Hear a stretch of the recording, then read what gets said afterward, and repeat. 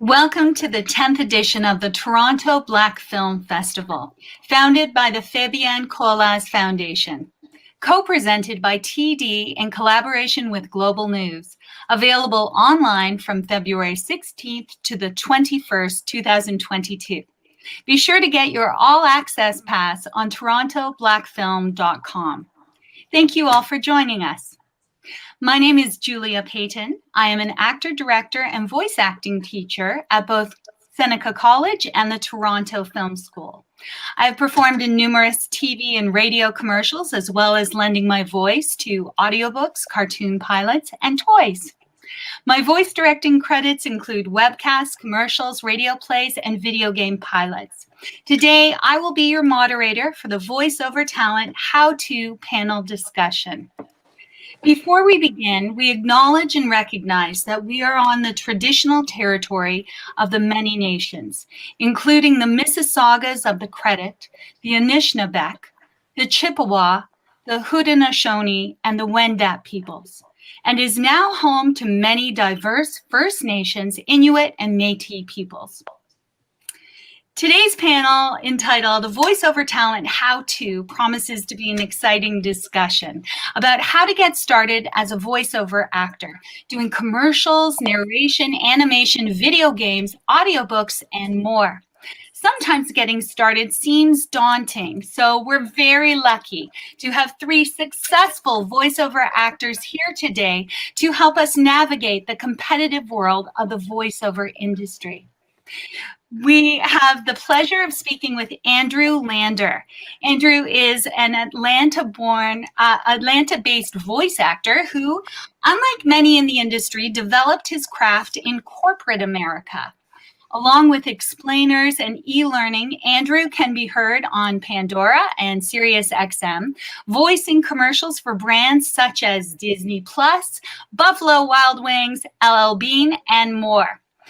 And George Washington III. George has been a voice actor since 2003 and has done work that spans the voiceover world, including phone messaging, e-learning, cable promo, documentary narration, commercials, and video games. He is based in Charlotte, North Carolina. And last but not least, Kesha Monk. Kesha has been wowing people with her voice for over 25 years.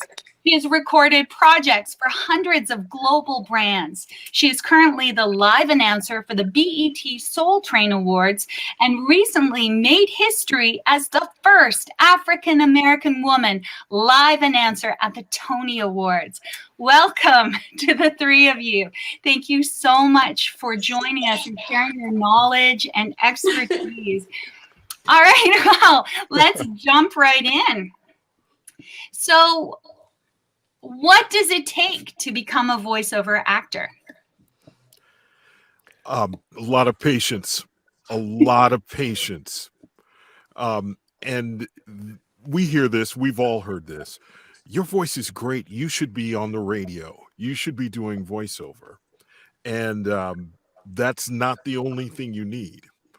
There are plenty of people in the world with fantastic voices who never get to the point where they're actually getting training, because that step is sometimes a step too far for some people to commit to what's necessary. So it takes being patient to get things started, but the very first thing is you have to be coached. Nobody does this naturally. Training. And would you agree with that, both of you, that training is the key to start out? Andrew, Kesha? Absolutely. That is totally, that's the number one thing. And you know, I think actually since the pandemic, guys, I think everybody kind of wants to be a voiceover. When you think about how fast social media, like how the world has just become, I don't know, digitized, especially since after COVID. We have TikTok, which is wildly popular, which is kind of like based on the concept of voiceover, a lot of lip syncing. So everybody thinks that they could be a voiceover artist. But yeah, Andrew, tell them, man, it's, I just don't think, and you know, this is my opinion, but I honestly think that having a nice voice, has almost nothing to do with it. It's how you use your voice. That's really what it's all about. Right, Andrew? Absolutely. Yeah, I agree 100%. And it's using that voice, on the phone and making phone calls and calling those production houses and people who are going to be utilizing your voice as well. And coming from a marketing and corporate background, for me, that was like the number one thing, having a marketing mindset, having a business mindset, because if you don't, then it won't be sustainable. So you absolutely need to use that voice, whether that's through email or on the phone to foster those connections. Now, you mentioned training. Where did you all train to become voiceover actors? Well, my training, I started out, I was working for one of the banks down here and had an opportunity to do some voicing for internal videos. And once I got through that and said, hey, this is something I could probably do, I looked around for coaching, worked with a couple of coaches online before I actually got started. And since then, I've worked with a number of coaches that the names people would know, some people know here, just to keep refining what I know. And so I started out just, here's a coach that I know, here's someone who can do this work, who can help me out, and had them go through telling me what was important, how to stress things, how to change your voice to what's necessary for each kind of thing. One of the important things people don't know when they first get started is you're not going to be talking the same way for everything, and you're not going to be saying it with the same pace or the same energy or the same inflections. And learning how to make those changes, you can only get that from somebody who has been in the industry, knows what's selling. Yeah, 100%. It's there. You have to suit the delivery style to the product, or suit what you're saying, and the emotional connection. Andrew, what do you think about that? 100%. I mean, and then on top of that, it's finding the right person who fits with you. When I first started, I reached out to one person who, I didn't really vibe very well with them, and I didn't think that, if I was to continue to coach with them, that I would have the best experience. I didn't think I would get as much out of it as I could. So I shopped around and I asked around, and thankfully, I landed on someone who was able to work with my schedule virtually. This was all during the very beginnings of the pandemic, and in between lunch and getting back to work, in my car with my car's Bluetooth audio, we practiced scripts together. So, you know, for me, I didn't have the equipment. I didn't need the equipment. I just needed these and a car. A car helped. Kesha, did you train as an actor first, or did someone say to you, "Wow, you've got an amazing voice"? How did it start for you? A lot of all of that, actually. But let me start by saying this. If I wanted to learn how to play basketball, and be the best at it, I probably wouldn't ask Venus Williams to help me because she's a fan. You know what I mean? Yeah. And so, when people ask, well, how do I find a coach? Just like Andrew said, it's never a one size fits all. And so I had a natural fascination for award show announcing. And so I would say the first place that I ever trained when I wanted to become a voice actor was in my living room. I just turned on the television. I am obsessed. In fact, you're probably going to think I'm a little crazy by the time this interview is done. But everything voice, I absolutely am fascinated with. And so, again, I became a fan of Randy Thomas, who is the queen of live announcing. And so I managed to stalk her, hunt her down, and ask her if she would, not only mentor me, but help me with technique, and then help me to try to, kind of grab some of these jobs. And I think she did a pretty good job, because I've been able to really sneak in the back doors of a lot of major, televised programming. Again, not having to stand in line, not having to audition, but being properly trained, being properly coached, being properly mentored, and then asking for the opportunity. And here I am. Wonderful. Andrew, did you train as an actor? Did you take acting classes at all? Or was it all just having a private coach? So my acting background, I was a Hershey's Kiss in the 1st grade. Oh God. And then I did stand up once in college, because I knew that I had some sort of acting bug that I needed to get out of me. But it happened once. I didn't want to derail my collegiate experience in like the first day, because this happened like the first week of college. I was like, I'm not going to do that anymore. Let me just study.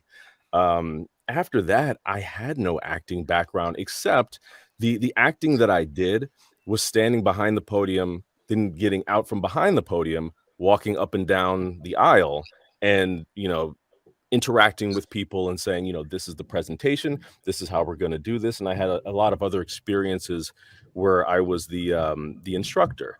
I worked for a nonprofit where we walk people through the process of getting them earned income tax credit and other things for low income people in the DC area. And just doing that day after day just helped me get more comfortable with my own voice, with being able to present. And that was one part of it. The actual, the acting that we do as voice actors, that had to come with specific voice acting training. So when I was in my car at lunch, that's when I was able to sit down and go, okay, I know how to do this from a corporate perspective. How do I do this when people can't see me? And that, in going over it over and over again at night after night, that's how I was able to not master it, because I'm still working on it. It's still a journey, but that's how I was able to be as proficient as I am now. How does a newcomer break into the business? George, what was your journey? So here's, for me, as I said, I worked for one of the large banks and was doing internally voicing their internal videos. So they had me go out to a studio and record stuff for that. And I said, you know what, could I do this? I asked them at the studio, hey, what do I do if I want to get into this? They said, well, we can make your demo here. We can do that, but you need to be prepared. And that's when I went off and practiced and worked with people and worked on scripts and brought that back and made a demo there. But the idea of the breaking into it, it really is part of, as we use the term, the journey, getting the proper training, getting the demo made, finding out who should have it, the kind of people you want to work with and work for, getting it to them, going through the process of auditioning, introducing yourself to more people, networking, auditioning, because you will get better as you audition. There is no quick way. It doesn't just happen where I'm discovered and I'm a star. That doesn't happen in virtually anything, and it certainly doesn't happen in voiceover. Not enough people know who you are to make you a star. What's your connection that you get to do a Pixar movie? If you think about it, pretty distant for most people. So you don't just go into it. You keep working by making the contacts, by talking to the people. You have competitive demos in at least the two major areas that we work in commercial and narration. And then after you make something happen and get some work done, then you start deciding where you're going to specialize, where Kesha has specialized in live announce and, that sort of thing. So it's time and breaking in. Nobody becomes an instant star. It's a slow process to become an instant star. Right. 10 years to be an overnight success. Mhm. Right. Kesha, what skills do you think are the most important to have for voiceover? Do you think it's just the ability to speak clearly, or emotional connection to what you're saying, or the ability to take direction? Is there any specific skill that you think is most important? There's, gosh, all of that, all of the above. But I would say, and I have untraditional answers to everything, but I'm just being honest. You got to really understand what voiceover is. I mean, to me, that's like the most important thing. Because again, this term voiceover is being used so lightly. And, again, especially since COVID and people are trying to find things to do at home. And again, the term voiceover is being used, basically as a keyword on, for instance, TikTok. That is just not, it's just so much deeper than that. I'll give you a prime example. I have a background in radio. I did radio for 20 something years, actually, before I got into voiceover. I thought I knew what voiceover was because after my radio shift, I would take some copy and I'd go in the back and I'd just read the lines. The production guy would press record and then I'd walk back out and go, yeah, I do commercials. Totally not. I mean, yeah, that's really what I was. I was literally doing commercials. I wasn't acting. I wasn't connecting with the copy. I wasn't, a lot of times, to be honest with you, if an audition comes across my desk and I'm unfamiliar with the brand, just for like a regular radio or a television commercial, I'll give you an example. Recently, I did a campaign for a doggy DNA test. It was a national commercial. It was a lot of fun, but I'm not a pet owner.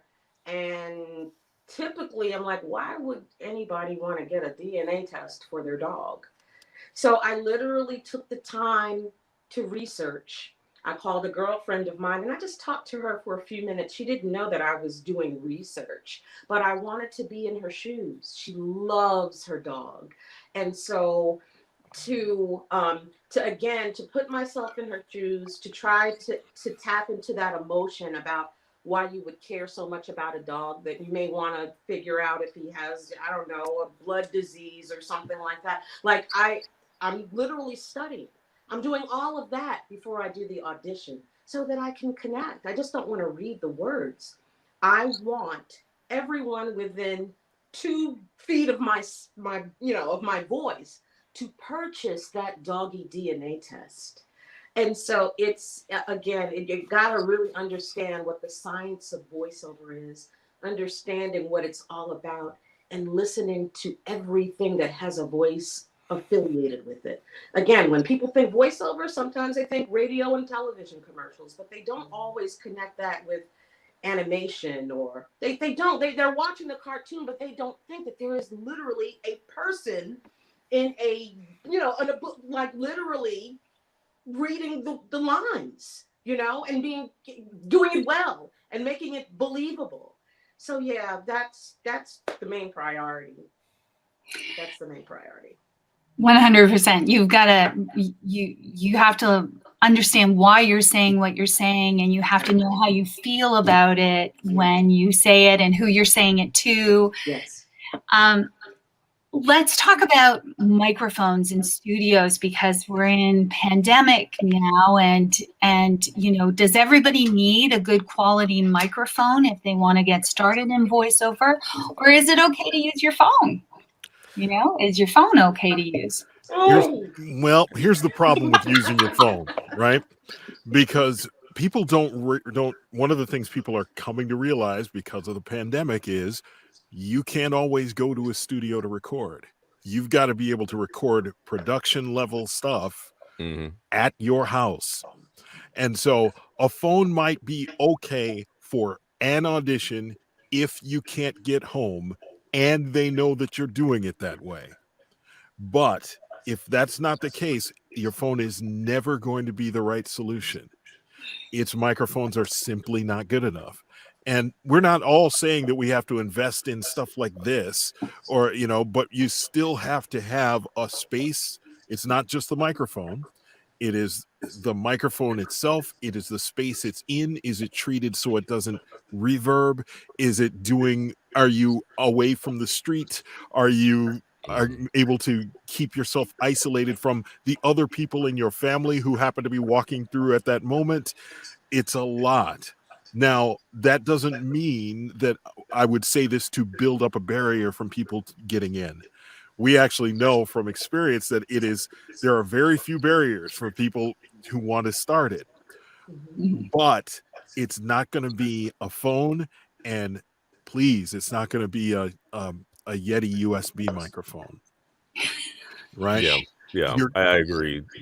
For broadcast quality, you're doing this to get paid. You're absolutely right. If you take it all the way back to the beginning, like you're just getting started and you just want to practice, I'll tell you what I did. In my playroom, in my kids' playroom, there's a space in there, and I was like, okay, if I had a booth, it would be in here because it's a room within a room. Okay, bingo. Then I shoved all of my kids' stuffies in there, and I'm like, okay, this would be all of my padding, right? I was just doing this to go like, if I have really listened to all the podcasts and read all the things, and I was actually doing this in a way that would drown out sound, this is my practice. This is how I would do it. And I did this before I had the mic or, the booth I have now. And then I took my son's play school golf driver. It's like a plastic, for golf. And I stuck it just like this, as if it were a shotgun mic. And then I recorded all of the things that I wanted to practice using my phone to begin with. And that was just for me. It was just for me to practice in order to make this thing not this alien weird device where now I'm talking like this because I'm on a microphone, to just make it feel natural so that I don't even know it's there. So if you're just starting out and you just want to practice, make it as real as you want it to be, but you don't have to go out and buy anything. But George, you're absolutely right. If you're doing this for NBC, no, they're not going to want that. No, you can't use your phone. But for self-tapes and for starting out and beginning to record auditions, Kesha, do you think a phone is okay? Or do you think people should really invest in a starting microphone? Well, I'm just so anti-phone. And again, I'm not a technical gal, but I do know that, and help me out, George, when you're recording on a phone, the microphone, it may be unidirectional. So it may record your voice. And again, this is just starting out, but again, you could spend $100 on a USB Yeti mic. You can, if you're going to practice. But the telephone is going to pick up everything in the room. Yeah. Yep. And so it's not going to give a true, it's not going to export the true you. And at the same time, when it is time to purchase or invest in a microphone, also keep in mind that there is no one size fits all. The Sennheiser, which is the microphone that George and Andrew are using, and I have mine in my closet. It's a wonderful investment. But if you have, and this is just from my observation, if you have a really deep, rich, like deeper than George. Well, deeper than Andrew. That's the guy. No, he has to be deeper than both of us. The trailer guy, the big booming voice. Sometimes, I don't know, and maybe a Neumann may be better for that. It just really depends. And then I also have colleagues that have different mics for different things. They may use the Sennheiser for promos, or they may use, he has the Neumann too. Oh, that's neat. Love it. Yeah.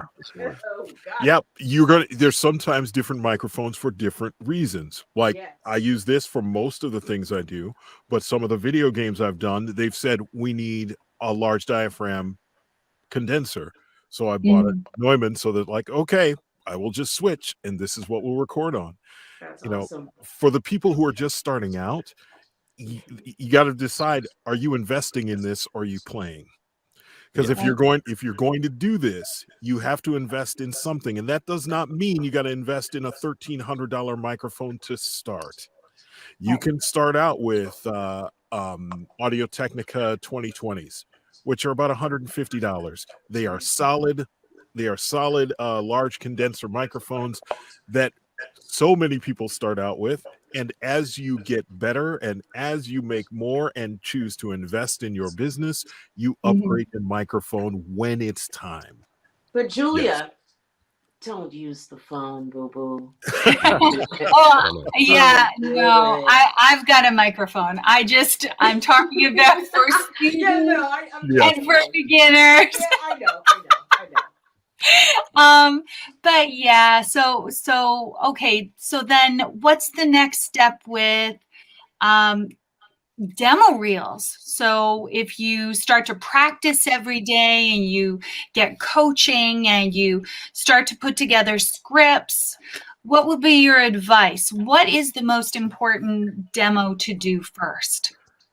My thinking is always have the two core demos, have the commercial and a narration, because people can extrapolate from those two if you need to go beyond that initially, but those are the two where people book, right out of the gate. The things you could Yep. do is narrate things and do local commercials or wherever commercials.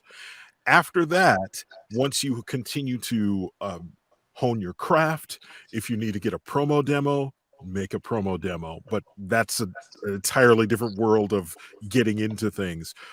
Character demos, if people have a good assortment of animated kind of voices, e-learning demos, all those things, they are what you get to eventually. But the core is going to be commercial and narration. Yeah, I absolutely agree. Well, Andrew, you Well, agree that commercial is the first one, narration maybe? I think of it like, it's like getting your bachelor's, right? You need to have that, liberal arts education. You get everything that you need, you get everything that's standard so that you can understand, not just how, the basics of voiceover, but I mean, if you're going to present yourself to an agency or a manager, then that's what they're going to ask for. And then, everything else after that, it's like graduate school. What are you passionate about? I think that you could get, after the commercial demo, the thing that you're really passionate about, like an animation demo or a video game demo, rather than getting the narration. But I will say that from an economics perspective, I totally agree with George that commercial and then some form of narration. I did commercial first, and then after that I did a twofer. I got an e-learning demo and a corporate narration demo because I knew that from an economics perspective, and just because that was my wheelhouse anyway, that I wanted to make some money. So just to be blunt. Yeah, well, true. There's money in corporate Oh yeah. voice work, right? But commercials, of course, Kesha, like, what do you think? Does commercial demo make the most sense to do first? Well, I'm surprised at George and Andrew. They neglected to mention the most important thing, which is when you get a demo, get it professionally made. Yes. Do not do with a capital D. Oh my gosh. Do not make it yourself. There is nothing worse than the thought that you're going to make it yourself. I worked with a young man who said, "Well, I'll just do it myself." I said, "Son, you don't even know what you don't know to try and do this. Where are you going to get your sound effects? Where are you going to get your music? Do you know how to sequence this? Do you know how to mix this so that your voice is up front and not buried in the mix? Do you know any of these things? No." And there are people who will try and do it, and because they're going to save money. Honestly, save your money and go to a professional. They know So what to do. exactly, and so again, this is going back to really understanding what the whole concept of voiceover is. When you get into voiceover, you really have to enter this thing as a business, okay? And when you are ready, I would say, to get that demo, it's going to be an investment, because let the record show, if you're going to have a professionally demo produced, it's not going to be cheap. And again, I'm not going to say this to discourage anyone. again, the mindset begins in the mind. If you understand, and you'll totally, if you really taking this thing seriously, you'll totally get your return on your investment. But you have to be prepared to have a demo produced by someone who really knows what they are doing. You also have to keep in mind that voiceover is very competitive. Don't get discouraged, folks, and I'm just keeping it real. And so when I put myself in the shoes of a prospective agent, I'm visualizing them sitting in their office with the hustle and the bustle and the hundreds of things that are happening at once. That you only have 5 seconds to make a good impression. Mm-hmm. So you want to impress them within that first 5 seconds, because they may not even have time to listen to the demo that may be 60 seconds. Like 60 seconds doesn't sound like a lot of time. They might not even have 60 seconds to spare. So it is super, super important to have that demo produced by someone who knows what they're doing and who also really understands the concept of impressing someone by showcasing all of the different the tonality and the quality and the soft read and the hard sell and the excited and the personable read and the all within that 60-second realm. Get it done professionally. 100%, Kasia. Yes. Totally agree with you. Now, you said so many interesting things that I think the audience would really want to know more about. So the range. You want to start with a bang. You want to start with your best natural voice, your best delivery, what you think is your best delivery. Andrew, you're nodding your head. What do you think? And 1 minute, it should be 1 minute and no longer. I think it depends on which type of demo you do. I think commercial demos tend to be around a minute. There are more narration heavy demos that can be a little bit longer, and that's because agents will want to be able to hear that long form. So it can vary, but yeah, when it comes to getting it professionally done, just to go back to what you were saying, Kesha, yeah, you don't necessarily know how to direct yourself when it's just you listening to it. So, but that's not to say that, you shouldn't be involved with the demo making process. Look over the script. If there's something that is weird or, it's going to trip you up, just go to your script writer and say, hey, can we make this not sound funny and just, say it this way? Yeah, sure. It's your money. So Absolutely. Yeah. be involved. So we're not trying to say like don't be hands off. Definitely be hands on, but understand that if this person knows what they're doing, which they should, because they've been vetted and you've asked people and you've listened to the other demos that they've done and they sound great, they're all bangers, then yeah, go with them and let them do what they do best. But then also listen to it and say, I really like to have spot 3 be number 1, because that's the one that is really, perking up my ears and I think is really going to shine, because yeah, you're right. They don't have a ton of time to listen to every single demo that comes across their desk. George, do you think that you should get a lot of different people to give you opinions on the order of the reel, or should you just trust your instincts? As far as the order of the reel, many times I let the demo producer, they're going to have their first shot at it, because if they're worth anything, they've done this enough times and know how that sequencing should work for your quality of voice. It's not going to be may not be perfect for everything. I've had that discussion with the last commercial demo I made. I said, I want to take this one out and put this one instead in, or move something around. And you work with them, because it is as much a partnership as anything in getting that demo done. It's with the investment that you're making, and Kesha says that, this is an investment. This isn't a business card. Somebody said, well, it's your business card. It absolutely is not. Your business card does not show the breadth of your skill. This demo is supposed to do that. And so know that your investment could be as much as, I've seen $4,000 at the top, right? That's Yeah, you can get there. You can get there. And so that investment, that's something that has to be what shows your best. And that has to be a collaboration with the person who knows how this works best, with you saying what's best for you. So it's not simple. It shouldn't be something where it just, oh, I just trust you to do everything exactly the way I want it with little communication. You better be involved. This is a part of you that you're going to be showing. So many good points here. I'm curious about whether or not, once you have done your commercial demo, a corporate demo, narration demo, do you then branch off in the areas that you also really love, like animation and video games? And would you put animated voices and video game voices on the same reel, or would you have different ones?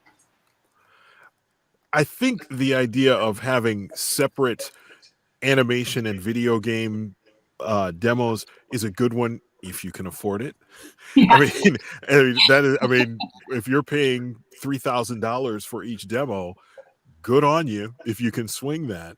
But in some respects, the same way I say that some things can be extrapolated from your commercial demo or your narration demo to do e-learning or something like that, Mhm. sometimes a character demo is enough to get you going if that's what you have made. But you should always, if you're going to go into a vertical, and if that vertical is promo, you have a promo demo. You may have a promo spot on your commercial demo as well, but if you need a promo demo, you need the full one.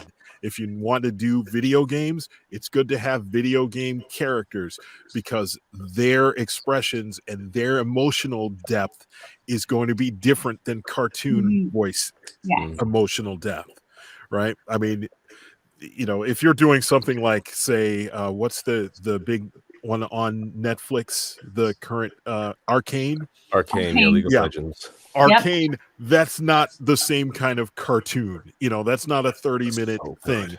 That's an actual film. And so Yeah. there is a different character Delivery you're trying to style, build right? there, Yeah. different delivery. It's a different level of extremes. Where we're thinking of children's cartoons, you're looking more at extremes, where something like Arcane actually fits more into more your dramatic video games or AAA level games where there's more full-on acting involved. And here's another parallel. George, Andrea, and we do a lot of political work. Um, and obviously, we've done political commercials for television and radio. They are commercials, but it's good to have a political demo if that's what you're focusing. That's what the sub level is. So I have a Mhm. commercial demo, and then I have a political demo, for the Interesting. reasons that George just said with regards to making the parallel between animation and video games. So yeah, I Mhm. totally agree. Wow, great. What about narration? What should be on a narration demo? Just different types of narrative styles? So And there's how different long should types it of be? there's different types of narration, like, so there's corporate narration, right? And I made one Mhm. that was corporate narration and explainer. So it's a lot of it was like, one of the scripts was, you get up there, you tell everyone why the company, started in 1986, and it was made by a farmer, an engineer, and a crop duster, and they're the best company around, and then you pick another one that's like, this is the explainer portion where you're going over point A and B and C and things like that. So there's that sort of narration style, and then there's also like a documentary type demo, which is it's more storytelling. It's less this is a presentation, and more so these are the people in the Alaskan wild, and this is the reason why they're doing these Mhm. things, and you feel like you're one of them, but you're saying it in a way that is you're not taking over what people are seeing visually, and you have to get separate training for that. And you asked about the times for those. I can't remember how long my corporate narration demo is, but it's much longer than my commercial. My commercial is about a minute, which is, I think, standard. But the corporate narration one, it's maybe about like a minute 30 or a little bit longer, but I've heard no complaints about it. So there are different types of narration. And I like I said, I mentioned a couple. So there's corporate narration and there's, documentary. You got medical narration, which is a And whole medical nother narration. ballgame. Yeah. That hurts my tongue. I can't do that. Well, yeah. Kesha, Professional, you have a you know. I want to ask that, Kesha. You have a specific in-show or a show narrator demo, right? That's separate from Yes. everything else. Yes. So you've all watched award shows, right? And you've watched that where there are segments where maybe someone is being honored to be the artist of the year. And so the in-show narration would say, Janet Jackson started her career at age 5. You know what I'm saying. Yes. And so again, like Andrew was saying, there are. Oh, I love voiceover. It just excites me. It just blows my mind. And by the way, again, I went in. It's like, yeah, I want to be this announcer. I want to be the voice of God. But once I got the job, I didn't even realize that I would have to do the in-show narration. So I kind of honed those skills. Again, yeah, getting coaching, but at the same time, literally, I'm a great learner by doing. That may not work for everyone, but I watch and I listen to a lot. I'll sit there and watch 5 hours worth of in-show narration, not to emulate them because I have my own style. No one can do it like Keisha.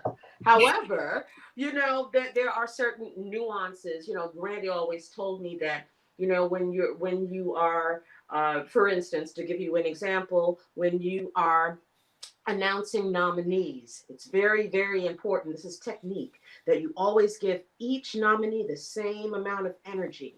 So you don't want to say Cardi B, Beyonce, Correct. Right. And a lot of us, when we see that microphone, we want to turn in, especially when you are an announcer. You want to turn. It's just oh man, it's a lot. But yes, the bottom line is, as I land this plane, there are just many layers of the onions of voiceover with regards to the genre. So yeah, well, each genre, I should say. So yeah, totally. And can I just say for newcomers who are watching this, if you don't have the type of passion that you see in Kesha right now, if you can't wake up every day and it's not the air you breathe or the water that you drink, and you're not, if someone close to you isn't like, oh yeah, she is really into voiceover because she won't stop talking about it, then if someone's not saying that, then maybe you should reevaluate, because it is such a wonderful obsession. It really is. Well, it doesn't happen without it. Yeah. It's easy to get discouraged. I mean, Andrew and George, they are phenomenal at what they do. But I guarantee you that they may audition 20 times a week and may book 2 jobs out of the 20. I don't know that. If we're lucky. If I'm lucky. That's the truth. That's one of the things that when I talk with people who are starting, like, your win percentage will be 3.5 or less. Because it's just, there are so many of us out here. There are so many talented people out here, and there's so many places they go to look for those voices. Even your agent has 10 people who sound in the same area you do. So you may not win among the people who immediately who are in the same, who have the same representation, let alone when that goes to, when you all have seen this, when you get the same audition from 3 different areas. Yeah. Like, they sent it. Oh, and then right there. And then that one. Oh, well, you can only do it one time. So, you aren't going to win that many. And as Kesha said, it can be discouraging, or you go through that few weeks or a month where the bookings just aren't coming, and you start thinking, wow, I must not be very good. you know, and that happens to all of us. It's All that of us. Mm. here's Yes. this is not going well because I can't do this. It's clear I can't do this. And then something happens and you get a nice job. You're like, oh yeah, I can. Right. Um, Exactly. but it Exactly. takes Rejection that. is a huge part of the job, isn't Yeah, it? it is. Mhm. That is why when we audition for things, we do it and you walk away. You have to. Let it go. Let it go. Let it go. So It's true. so That's hard. my I favorite only movie for just more than one recently reason. started like letting stuff go because I was actually listening to a podcast.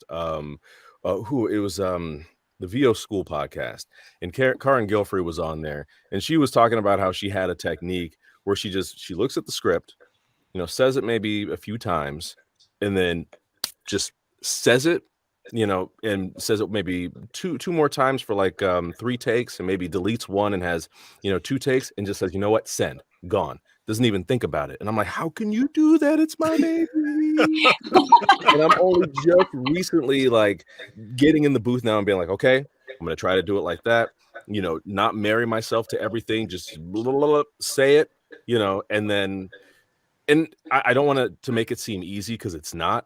But like George, you said earlier, it's practice, practice, and the more you practice it, the better you are able to, analyze these scripts and get it out quickly. And just to say one more thing, I know we talked about the demos and how much they cost and things like that, but also importantly to note is that you should only do your demo once your coach, the person who you're coaching with, or the people who you are coaching with, say that you are ready for it. And that could take 6 months, it could take a year, it could take 2 years, depending on your schedule. If you're you know studying every single night in between classes, then it may take you a little bit or not as much time as if there's other things on your plate. You got a full-time job, and you need to take care of that. And don't be discouraged by that either, because sleep is super important. And if you're up at 3 in the morning doing scripts, it could be taxing on you and your relationships and things like that. So as obsessed, if you have that obsession and you can't live without it, um try to take it back a little bit, and understand that if you haven't gotten that first demo in 6 months, don't be discouraged. Just Right. Right. keep at it, and then bug your coach about it later. Am I ready? Did I get it? And Mhm. then when they say yes, then that's when you do it. How many takes do you each sort of do for your auditions then? Because it is sometimes you want to try and make it as perfect as possible, but how do you approach it? Do you record it a couple of times, walk away, come back, listen an hour later, and then maybe record it another couple of times and then pick the best? Or do you obsess over it?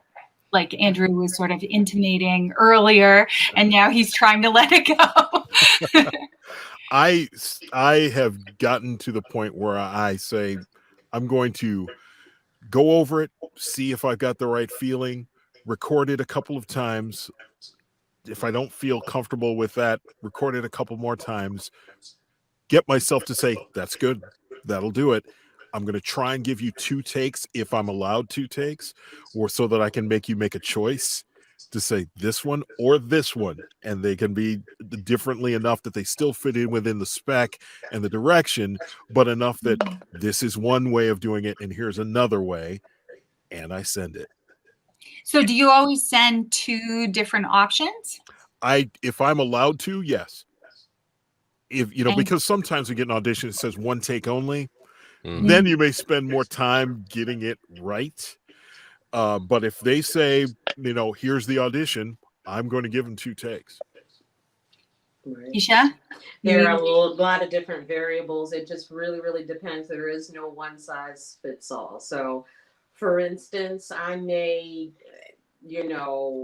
be asked to audition to do a tag that may be no more than 5 seconds. I might read that 3 times back to back to back, and then I'll let that go. And again, what I've learned is I'm most comfortable with commercial because that's the majority of work that I do. But it just really, really depends. Like I literally, guys, maybe I shouldn't say anything, but I got an audition that came across my desk a little while ago that if I get it, I I'm love those. I so love those. happy. Like it would change my life. Okay. And so I'm gonna spend a little bit more time on that. And so but at the same time I will not obsess. Because what I have found, and this is really weird, Andrew, but what I have found that sometimes when I overthink it, that's when I just will not get it. Let me tell you, a majority of my coaching and training and learning has been obviously on the commercial side. So a couple of months ago, I've been actually auditioning for a lot of different video games. It's definitely not my ministry, but it's something that I would love to add to my reel, right? Yeah. To my line of work. And I really wanted it, but I said, you know what? Just do it. You know, I closed my eyes, I took a breath, I immersed myself in the character and I just did it and I just let it go and I just did not think about it. And I ended up booking the job. Yay. Like it was the Nice. weirdest thing. Congratulations. Thank you so much.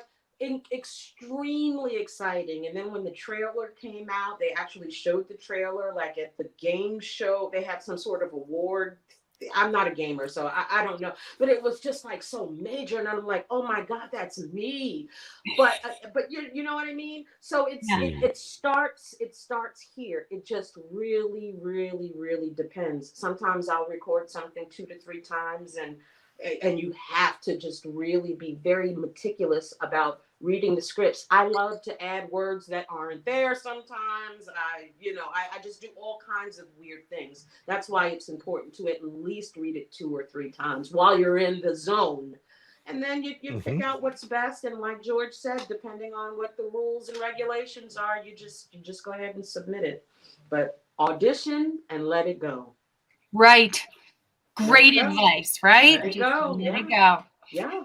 Because otherwise, you're gonna tense up too if you put too much pressure on yourself. It's taxing. It's very, very taxing. Again, knowing the competitive nature of voiceover. And again, earlier, Julia, you used the word rejection. I promised myself for 2022, I would not tell myself that I wasn't being, that I'm being rejected, but I'm simply not being selected because there are many, and again, and I do have told myself, damn, maybe I'm not that good.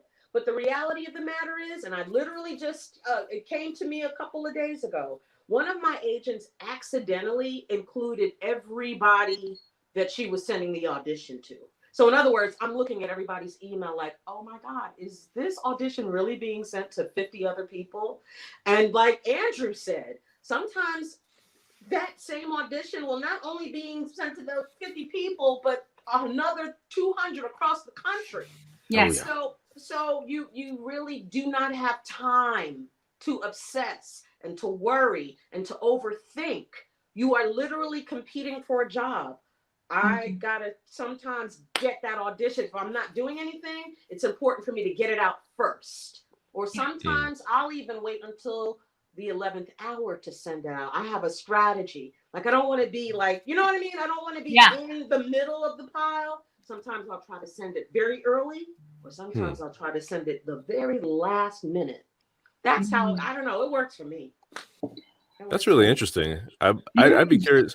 So you send it out at the very beginning, and also at the end. That's really cool. Like if I'm just sitting here and something comes across my desk and it's due tomorrow at 11, I'm not gonna just do one of these. Let's go ahead and do it. You do it right away. It's something that I can kind of crank out. Yep, I just go ahead and do it. Right, I'll get it right out to them. And so again, you always got to just try to put yourself in the agent's shoes. What are they doing? Yeah, how many auditions are they getting? I'm sure the phone is ringing. Folks are at home now, so you got kids running around and adults barking. Like you have to keep the visual in mind and realize that you have to figure out a way to stand out. And that's just how I roll. You've all mentioned agents. for someone who's starting out, how do you get an agent? Is it just using your demo reel, or for our audience, or do you have to have a voice agent for to get the high paying work? Probably. Yeah, What do you think? well, you can get work without an agent. I didn't start out with agents. I don't think anybody just walks in, here's with your first demo and go sign on with an agent because you haven't shown that you can earn anything. Um, the higher paying jobs, the top level stuff, of course, you need to have representation because you don't have contact with the people who actually are making those choices. Mhm. For people who are first starting out, I always tell them, do not worry about an agent right away. The Right. first places you should be going is the recording studios in your hometown and the ones closest to you there. And go to them, go there and say, hey, I have a new demo and I'd love to be able to share it with you guys and maybe work with you in the future. Don't count on the email thing right up front, especially with the people closest to you. You never know. You might be the one they're looking for in that moment. But even if you aren't, you're nearby and they might be willing to use you. Eventually, if you want to expand what you're doing, like I said, in the commercial area and things like that, you're going to need an agent. Mhm. But there are I know people who still don't have agents and are doing just fine. Do they use websites? There are a lot of websites that seem to offer for non-union. Yes. Yeah, go ahead and speak to that. So here's my thing. There is power in proximity. Mhm. Okay. Before the world shut down, and this is back in the day, before the, VO Atlantas and all these great voiceover conferences and stuff, I used to literally go to radio conferences just to be in the same room with the movers and the shakers and the program directors and the consultants, because I do better as I like to humanize my relationships.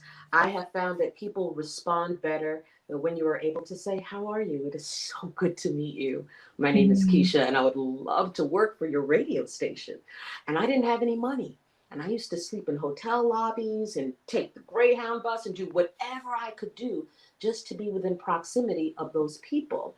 The same thing applies to voiceover, or it did at one point before the world closed down, where I would make sure that I would go to these conferences where these agents kind of hang out. And I will say that a lot of the relationships that I have with various agents were made because I had the opportunity to kiss hands and shake hands and kiss babies. That's Mhm. what worked for me. Now that may not necessarily work. You may be a finesser of the email. Like I don't know. But I just tend to do better in spaces that aren't really, really crowded. I'm thinking about their inbox. Again, you may be able to do that, but that didn't work for me. Right. I am a people person. I love people.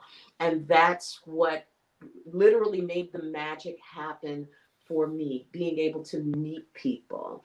Social media is the best thing that has happened since sliced bread.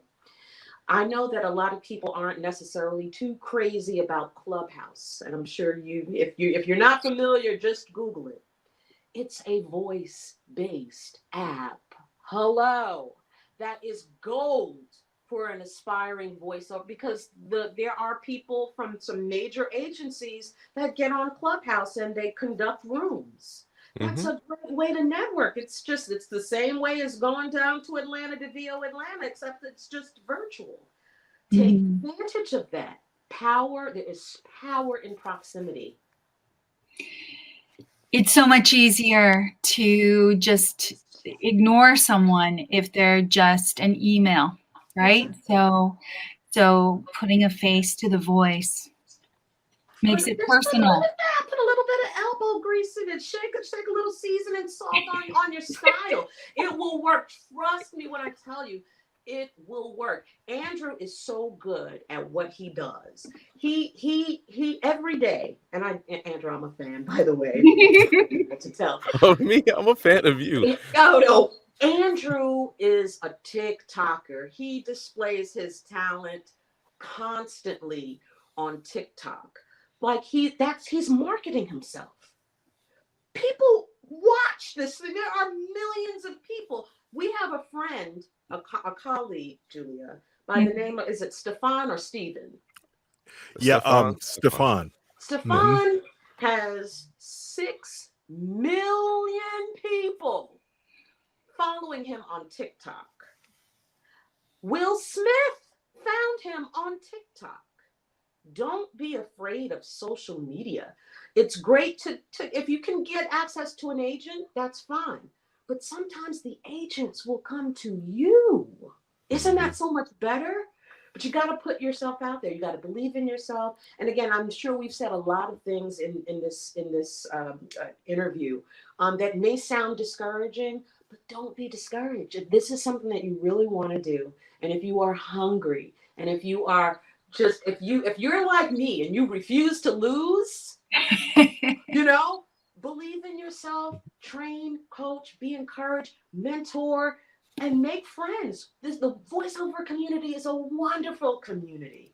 Approach them on TikTok, send them a DM, talk to them, see what they do. Yeah, girl. Let me show. I'm talking too much. It's All of fabulous. that is I love hearing true, what you all have to Preach. But yeah, that's the thing that that people don't know about our business in particular is that of the acting areas, this is one of the kindest ones you'll ever be involved with. Yes. People will listen and talk and make suggestions. Nobody's out here saying, "Here, take my clients." Let's be honest. But what people will do is give you information if you are kind and ask for it. That's what will happen. And getting to know people, Kesha mentioned VO Atlanta, and I know that's coming to an end. But there are a lot of voiceover conferences. You should go. Pick one and go, Be a because sponge. you're going to get to meet sometimes agents, many times just people like us, other voice actors who do what you do or do what you want to do. And they are willing to share in that environment. And maybe you pick up somebody who can help you down the road, who you can then help as well. One of the things that we do is we share. We don't just, it isn't just take. You're either going to give back to that person who helped you, or you are going to pass that down. One of the favorite jobs I've ever had. I'm one of the voices on the app for the National Museum of African American History and Culture. That's awesome. Never would have gotten it without Rosie Amador saying, having been asked, "Do you know an African American voice that can do this?" And she said, "Yes, I know George." Wow. And there it is. Yeah. So it is, the connections that you make are so important. It feels, for a job that ends up being done alone a lot, right? We sit in our booths, we sit in our spaces, and we do it by ourselves. But without those other people, the fact that we know each other, the three of us know each other. And never met each other. We've never met each other in Right. person, but we know each other. Yeah. When we saw we were doing this together, we're like, look at this, right? That is important. It is more important than people will ever know until they get involved with what we do. Absolutely right. You want to hear something funny? Before I started voiceover, I had sworn off Facebook for about 9 months because I was just tired of it. I didn't, want to hear all the notifications, and I took it off my phone. I didn't delete it, but when I started doing voiceover, I said, you know what? I need to get back on because I know there's a community there. And I found the African American voice actor database community, and through that community, I found one individual who had made a post, and I said, "Wow, that sounds really, really good. How'd you do that?" Because he did something with his voice to make him sound like a dragon. I was like, "Wow, that the acting is good, but whoa, how'd you do that?" He invited me to like this smaller group of people who we share our successes and trials and tribulations and things like that, and we push each other forward. But the first thing I said to him was, I'm not really trying to get in like another group, and I just got back on Facebook. And he was like, okay, that's fine. We in the community do things in a way that's, very social, and, we help each other and things like that. So when you're ready, then, hit me back up. About a day later, I was like, you know what? I think I made a bad mistake. Let me reach back out to him. He didn't contact me again for like a month, and I was like, I've made a big mistake. Oh no. Why did I do that? And thankfully, he reached back out to me and was like, "Hey, you want in?" I was like, "Yes, please." And it's been one of it's been one of the best things that I've done in this industry to propel me forward, because when you are listening to the people in the industry, you hear little things here and there about opportunities that might arise, or Mhm. certain parts of the industry, like if it's political, that may be on the up and up, because like for example, this year we're in a midterm year, or with I can't think of another example, but uh it behooves you to be a part, to talk to people, to be a part of the community, because otherwise, you know, you're just kind of, not only is it lonely, but you have no idea what's going on with trends, or Mhm. the you just lose out on a lot of opportunities. So I'm really thankful that I, you know, have you guys here to talk to, and to, you know, it's wonderful. It sounds like we're actually very lucky that we um, are able to meet each other virtually. And it's something that, if you don't have the resources to be able to travel to these different conferences, so many with the pandemic have opened up to virtual conferences like this festival, that are connecting people. Amazing to hear all of those suggestions. You're also filled with great ideas. Thank you so much.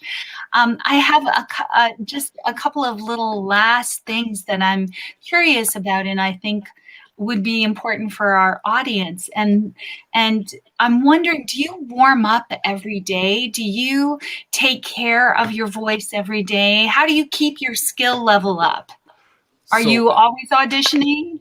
as far George, as tell us everything. warm-ups go, I have one of those things I had to commit to, is like, I need a warm-up um, regimen to do this every day. I sang opera. I sang with Opera Carolina for 10 years, and um, getting to the point where it's, you need to get warmed up before you sit in there and start doing things. So Mm, doing the trills, lips, tongue, yeah. and using the like singing straw thing to try and Mm, increase both breath control and kind of relaxing your vocal cords. It's important to warm up. It's like running, right? You stretch before you run, you stretch before you exercise. This is exercise. We do so much exertion, and not video game exertion sounds. That's an entirely different ball game. yes, it is. But uh, but the exertion that you put into this, you expend energy doing this, and Mhm. you should warm up before you expend that kind of energy. Keisha, you're nodding your head. Oh, for Warm up sure. every day? He's 1,000% right. And I actually enlisted the help of a vocal doctor, actually, to learn a little bit about warm up exercises. But for me, everything is mental. So I have literally, and I've had to force myself to do this. But again, having a clean headspace to start my day, which could be back to back to auditioning, back to back to back to back to back. You have to be mentally strong for that. So for me, warming up, not only do I partake in the vocal exercises, the stretching and the me and the all that Mhm. stuff, Mhm. but I wake up and I read the Bible, I meditate. The first thing I actually do, besides thanking God that I am alive when I wake up, is I literally go to every window and I open up the blinds and I let the sun shine in. I'm a 3-time cancer survivor, and after that debacle, which was absolutely horrendous, I fell into like a really deep depression and anxiety state. And what I learned was, because I used to just sit in my room in the dark, what I found was my environment affected me mentally. So Mhm. when I open up the blinds and I see the sun, it just, I don't know, it just makes me feel happy. And so Yeah. I do that and I drink herbal tea and I get myself in the mindset. And then I do the vocal exercises and then I just go to work, you know? Beautiful story. And I'm so glad you're okay. Oh, totally. Listen, I didn't I tell you a minute ago? I will not lose. I'm losing. I don't know what that is. I don't do that. Now, Andrew, are you still there? It looks like it's He was stuck a minute Oh, ago. still here. that's a second ago. You can- In the there? matrix. Yeah, I'm here. Good. Okay, so I'm wondering, do you have a vocal warm up? Do you warm up, or how do you keep your skill level up? Do you ever read? Do you read something every day for a certain amount of time that you've never read before, like a cold read every day? I know you're all auditioning every day, but Yes, so auditioning every day helps. I don't have a big vocal warm up. I try to, like I said, just keep things mentally stable. So even before I started voiceover, I was in therapy just to get my mind right and know myself better and know my relationship with people who I love better. If there's stress in your life, it's going to come and it's going to come through, and it's the mic will pick it up. And so getting my mind was one thing, and then listen to a lot of Disney music that I listened to when I was a kid. So Aladdin, oh my gosh, Encanto. I have the same 3 songs on repeat. Encanto. Oh my goodness, I love It, it. I love it. I love that. I feel bad for Bruno, but his music is awesome. Boy, I tell you, my son is singing that song all the time. Yes. Yeah. How old is he? He's 14. 14. Hey, Yeah. it's for everybody. I have a 2-year-old, a 5-year-old, and an 8-year-old.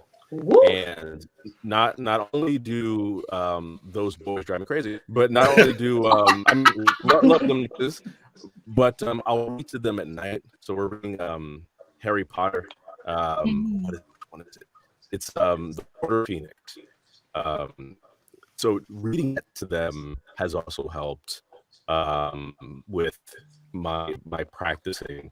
But that plus going to coaching sessions. So, if my goal this year is to keep on booking commercials. I don't book as many commercials as I'd like. It's mainly a lot of corporate narration and explainer.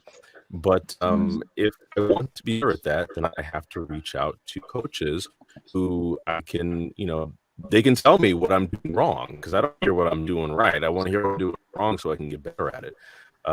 So constantly reading, being mentally in place, and then reaching out to the coaches and getting an opinion that isn't just you going, well, I sound amazing, how come I'm not booking, Yeah. We have maybe a minute or two left. Is there final advice that you would give to someone who wants to start tomorrow? Why tomorrow? Not just Tonight. Why not tonight? You have internet, right? If you have internet, you can start Now. researching coaches, start researching programs, see ways that you can get started. Reach out, send the email tonight so you can start working on it tomorrow. It's really this requires passion. This job requires passion because of the selection function. We're not always going to be selected. So you got to get into it. Get started now. Today. Today, you all agree. Okay. Yeah, absolutely. Well, I want to thank you so much, Andrew, George, Keisha, for sharing your expertise with us in our panel discussion of voiceover how-to. We are so lucky. On behalf of the Toronto Black Film Festival, I'm Julia Payton. Thank you all for joining us and enjoy the festival.